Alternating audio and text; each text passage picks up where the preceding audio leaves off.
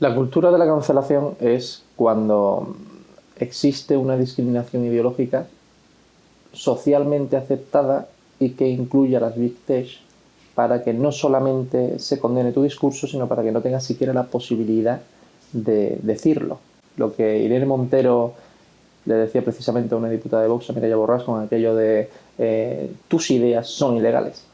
El mero hecho de pensarlas son ilegales. Y como son ilegales el pensarlas, te vamos a quitar el derecho a la expresión. En mi opinión, porque han llegado a un punto de poder tal que creen que están moralmente erigidos para planificarnos culturalmente y se sienten por encima incluso de las constituciones y de los tribunales de ese país. Podemos ver cómo, por ejemplo, la hasta hace muy poquito directora de Twitter en España, Natalie Picut, se marcha filtrando a su círculo cercano, que lo hace porque la discriminación que hay a la hora de cancelar cuentas tiene un sesgo ideológico importante. ¿Cómo es posible que las Big Tech hayan llegado a un punto en el cual pueden permitirse esta censura contra la mitad de la población? Primero, porque ellas mismas consideran que es una mitad de la población sesgada y que no entiende lo que es la realidad de la sociedad. Y segundo, porque tienen una agenda ideológica clara. A lo mejor sacrificando esta mitad hoy consiguen que las nuevas generaciones, con un sistema educativo que ya controlan por entero ellos, puedan entrar al rebaño de lo que pretenden o no pretenden que sea la sociedad y el mundo tal y como ellos lo creen, ¿no? Bueno, fui cancelado una vez en Twitter y tuvimos que llevar a 500, 600 personas a las oficinas de Twitter a esperar a que salieran los empleados sin ningún ánimo vengativo alguno, sencillamente para expresarles nuestro desacuerdo. Fueron miles y miles de tweets y, por cierto, algo muy importante, el bloqueo de anunciantes a nivel masivo que hizo que Twitter retrocediera por primera vez en la historia de este país hasta donde yo sé. Eso muestra dos cosas. Uno, que no son invencibles, que por mucha ideología que tengan, tienen una cuenta de resultados sobre la que tienen que responder. Así que afectando a sus vías de ingresos, podemos de alguna forma determinar que se autopermiten ellos cancelar y que no. Y dos, que efectivamente hay motivos espurios más allá de las meras normas de contenido que, insisto, no tienen ni deben estar por encima de los tribunales y de la Constitución de este país. Es que Twitter no es un juez. Es que los técnicos, que por cierto no sabemos quiénes son ni qué sesgos tienen, no son jueces, no son actores judiciales. Es que las normas de Twitter no están por encima de nuestra Constitución, donde determina que, aunque sea una empresa privada, no tienen el derecho a discriminarnos por motivos de ideología, ni por sexo, ni por credo. Y si Twitter mañana pone una norma diciendo que se prohíbe que se abran la cuenta a los negros o los gitanos, lo siento, pero si no tienes un certificado de que no eres gitano, no eres negro, no puedes estar en mi red social. ¿Qué diríamos? Nos alarmaríamos, ¿verdad? Bien, pues eso está pasando a un nivel relativamente menor, pero que va encaminado a eso, con personas críticas con el socialismo, críticas con el globalismo, críticas con la centralización de los medios de comunicación, críticas con esta red de verificadores, autodenominados verificadores, que ya sabemos que lo único que verifican es que estés en la línea de pensamiento correcta y adecuada para que su negocio no se vea determinado por actores que no sean los que actualmente les pagan, y eso no se puede permitir. En mi opinión, porque ya tienen suficiente poder como para que ni siquiera los presidentes de sus países sean capaces de hacerlo. ¿Qué hemos visto en Australia, por ejemplo? En Australia, Facebook le quitó la red social a todo el país por una serie de medidas que impulsó el gobierno de Australia acorde a la libertad de expresión, etc. Eso es chantaje. Muchísimos negocios dependen de eso. ¿Qué porcentaje del PIB podemos calcular que depende de las empresas que venden por Facebook? Y esto está increciendo, o de las que venden por Amazon. Y si Amazon el día de mañana dice dejo de vender o mi web deja de funcionar en España, ¿cuántos empleos se pierden? Esos son porcentajes de PIB. ¿Hemos pensado hasta qué punto los intermediarios digitales están controlando más que los grandes empresarios o que incluso los máximos políticos de nuestro país? ¿Qué poder le hemos concedido a las Big Tech? ¿Qué regulaciones, qué normativas tienen a nivel nacional o internacional? Como no hemos reflexionado sobre eso, llega un momento en el que la ministra Merkel ve cómo se cancela al presidente de Estados Unidos o cómo en España se bloquea la cuenta del tercer mayor partido político de este país y parece que no pasa nada, porque nadie se atreve a hablar y porque las elecciones dependen de esas Big Tech que no tenemos controladas. ¿Por qué el Plural, con una quinta parte de audiencia que otros medios de derecha, está en Facebook consiguiendo 3, 4 o hasta 5 veces más audiencia? ¿Quién controla esos flujos de impresiones únicas? ¿Se está favoreciendo a unas líneas editoriales por encima de otras de forma falsaria utilizando mecanismos técnicos y algorítmicos de esas redes sociales? Porque si eso se está haciendo, son campañas ilegales, ¿no? Se están financiando partidos políticos de forma oculta a través de esas Big Tech a cambio de redes de verificación que ellos mismos pagan. ¿Es esto una gran mafia? Porque la derecha, para variar, ha llegado tarde a todo. Yo creo que lo único a lo que no hemos llegado tarde es a nuestro propio nacimiento, ¿no? Porque es imposible. Ahora se está empezando a dar un poco cuenta, cierta derecha, y a darse cuenta de que esa guerra cultural, esa batalla de las ideas, tiene éxito en la sociedad civil, porque la sufren, porque nos enteramos de la cancelación de grandes cuentas, pero de la ama de casa que publica algo y es eliminada no se entera nadie.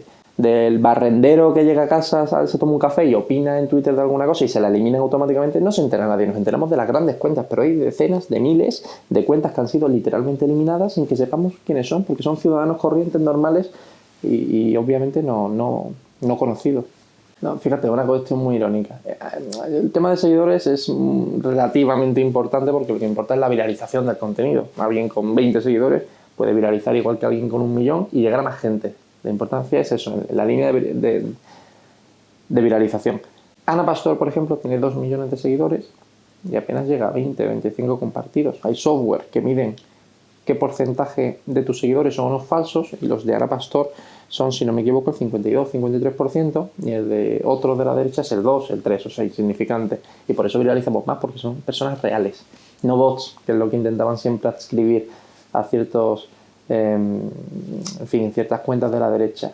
Obviamente hay un shadowbanning, obviamente es imposible que un tweet que se comparta 7.000 veces llegue a 7 veces menos que uno que se comparta 10 o 15, pero parte de un perfil de izquierdas y obviamente ahí se están manipulando las cosas. Lo que pasa es que como hay tan poca transparencia, como no sabemos quiénes son las personas que están trabajando en esas plataformas, como ni siquiera te atienden, o sea, Facebook trabaja en unas oficinas de Gran Vía sin ninguna cartelería, con 2 personas de seguridad, una puerta doble de seguridad y no sabes absolutamente nada de qué son, de qué hacen, de qué agenda tienen, con quién se reúnen, y son uno de los mayores lobbies, una de las mayores plataformas de este país y no sabemos absolutamente nada de ellos.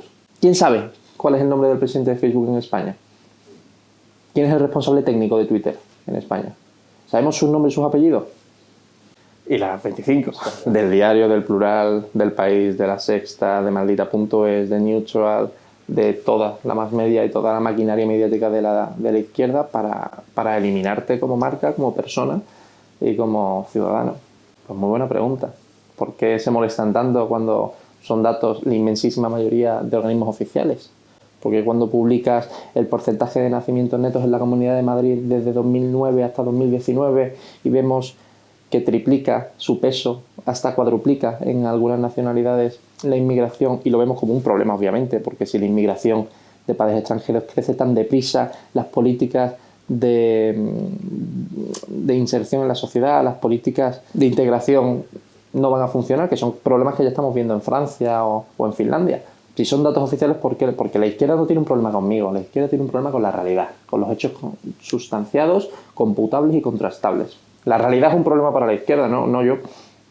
El problema de España es un duopolio mediático que aglutina el 85% de la publicidad de este país, que mueve cifras de negocio de 1.200 millones de euros, 300 y pico solo en beneficios, más la gasolina pública, que la llamo yo, que son los millones de euros en publicidad institucional, 112 al principio de la pandemia, otros 110 a final del año pasado, otra negociación de 300 millones a Mediapro, y ese duopolio mediático completamente quebrado, porque Prisa debía más de 10.000 millones de euros, 6 veces más que la media de su sector, que el sector audiovisual, el año pasado, es decir, están en quiebra absoluta, por eso entra Rosauro después de su enorme éxito con la venta de licencias de VTC a intentar de alguna manera poner orden en ese caos.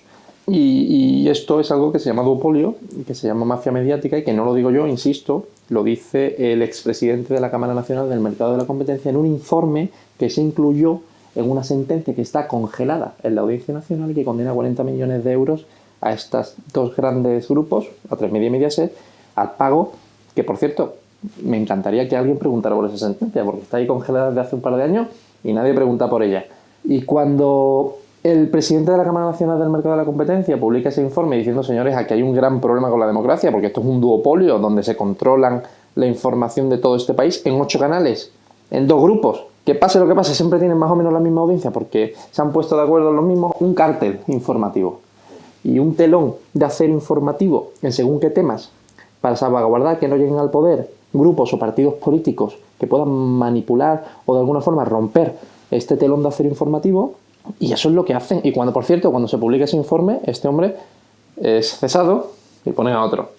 Por eso no se habla sobre inmigración, por eso no se habla sobre los problemas de natalidad que hay, no solamente por la nula capacidad de los gobiernos actuales en promulgar políticas pro natalidad, sino también por la inmigración ilegal masiva y los problemas de índole societal que esto provoca. Por eso no se habla de la falsedad que sustenta los 410, no, ¿cuánto es? 510 millones de euros del Ministerio de Igualdad de Irene Montero, que es otra gran mentira para el reparto masivo de subvenciones y creación de redes clientelares, y por eso no se dice la mitad de los temas que hace, por cierto, que como no se dice en esos medios, y sí en Internet, porque es lo que vemos en el día a día, en la realidad de nuestras vidas, que partidos que no se sujetan a ese discurso oficial triunfen. De ahí vayan el discurso de Vox y el triunfo de Vox en trasladar esos temas completamente censurados en los medios de comunicación a través de Internet. ¿Sabes que la posibilidad de que esa entrevista sea censurada es alta, no? Bueno, mientras no sea por ti ni por mí. No, jamás. Genial.